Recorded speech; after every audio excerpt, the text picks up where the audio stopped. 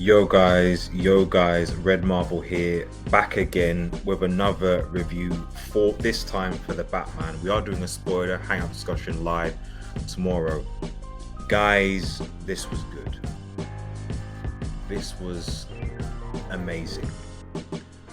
I'd make an argument potentially that this is certainly the best modern take on Batman in terms in theatre. Arguably, potentially the best Batman movie, maybe top three, because obviously got the classics like 89 and Returns and so on. But for me, and I'll put it outright, I think it's better than Nolan movies. But before we get into it, if you're new to the channel, to like, share, and subscribe to Red Marvel. Twitter and Twitch links are below. Make sure you hit that notification button. And this is going to be a spoiler review. It's going to be a spoiler review, guys. It is going to be a spoiler review. It's as simple as that.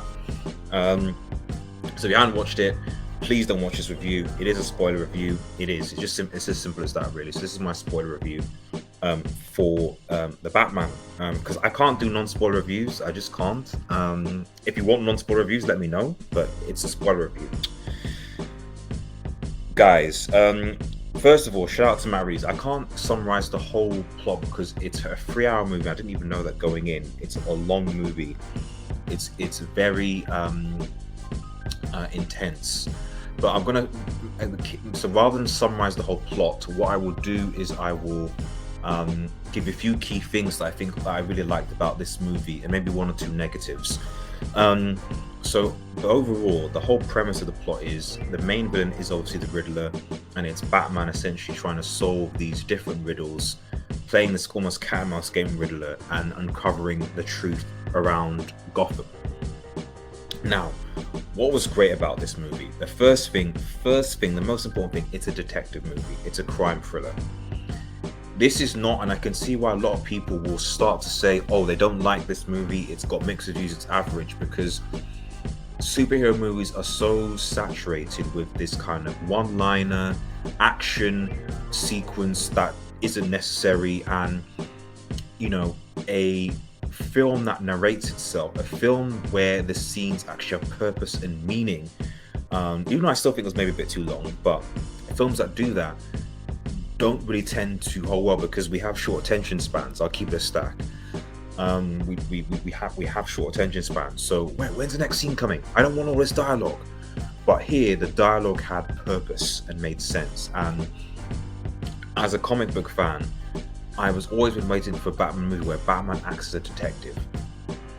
It's the same reason why I have an issue with the James Bond movies, because James Bond, the Daniel Craig version of James Bond, is basically like a superhero agent, like an American superhero agent, as opposed to a British, subtle spy of MI5.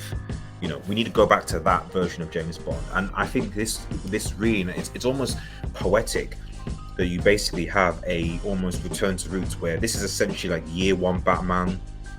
He's just starting out. He's not so old that he's gritty and has had issues, etc. But he's not a complete dunce, where like you're not seeing origin scenes and all the rest of it and stuff like that. We obviously know what happened.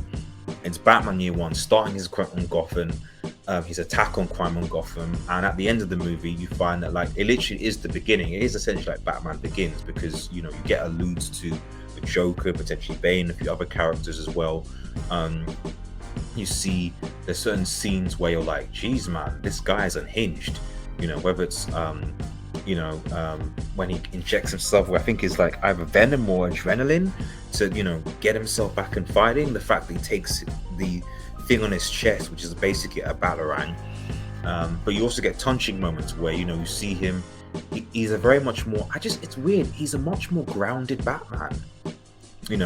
Christopher Nolan's Batman was a superhero, but really, he wasn't. He was basically Bruce Wayne playing Batman. He was a billionaire, as a playboy, and he then dressed as a cape and did justice and relied on a lot of people. This Batman is a lot more grounded. This Batman, you see him working at the local level with the police properly. The relationship between him and Jim Gordon was probably the highlight of the movie for me. You know, Catwoman's acting, I think, was fine. You know, I like the dynamic there. Obviously, she's going to be back at some point. The Riddler, a brilliant depiction of the Riddler, in my personal opinion. I think it was good. You have that actual depiction of him in a positive setting. You know, and you know, his motivations, the fact that he was uncovering the corruption in Gotham City from top to bottom, and at points, you know, you can make a case that like was what the Riddler did wrong, given the fact that he was uncovering so much corruption in the DA, in the courts, in the police, everywhere. You know, where it's like, bro, you know, like if he didn't uncover it, who would have? You know, you get obviously the big reveal that Thomas Wayne, you know, had dealings with Falcone, you know, and that revelation to Batman, to Bruce Wayne, was a thing in and of itself. But like I said, I love the fact that this was a detective style crime thriller type movie. I love that. I love the fact that the cinematography was good again. You know, the scenes when Batman shows up. There are a few scenes in the movie where, like, you know, there are only a few, but we're like, okay, this dude shows up. The first season when he turns up and just beats the hell out of a couple of guys in kind of Joker paint. The second, when like he's trying to catch Penguin and literally he's like, I've got you. Shout out to Colin Farrell, by the way. Colin Farrell did an excellent Penguin, man. And then he just goes through the fire in his Batmobile, like literally just like he's always he did the Batmobile scenes. When you see the Batmobile and then when you see him going from it, it's just like, man, this guy is just not, it's just, you know. And then a few others as well, but those are the two that certainly that the highest thing where like Batman has arrived, man, amongst the few. I'm definitely gonna see it again and digest, because it's so long, there's so much to digest, and that's why I can't really cover it all in this bite-sized review. But ultimately, like I said, you know, I think this was a solid movie. I definitely think it was worth the hype. I would definitely put it in my top 3 Batman movies of all time. That's not saying a lot, but definitely, you know. And obviously, you saw some of the movie reviews that I reviewed on this channel leading up to this. I've still got my Batman Ninja review to actually post. Unfortunately, it's going to be coming after this. But yeah, guys, you know, watch it and watch it again. I hope we get more. Shout out to Matt Reeves. Respect Robert Pattinson. He did a fantastic job as Batman. And you know, I want to see more.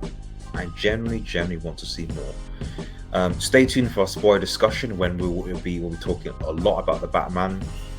Remember to like, share, and subscribe to Red Marvel. Follow us on Twitch. Let me know your thoughts, guys. If you don't want to be spoiled, avoid the comments, avoid the video. It will be spoilers. A spoiler discussion, guys. Have a nice day, everyone, and cheers.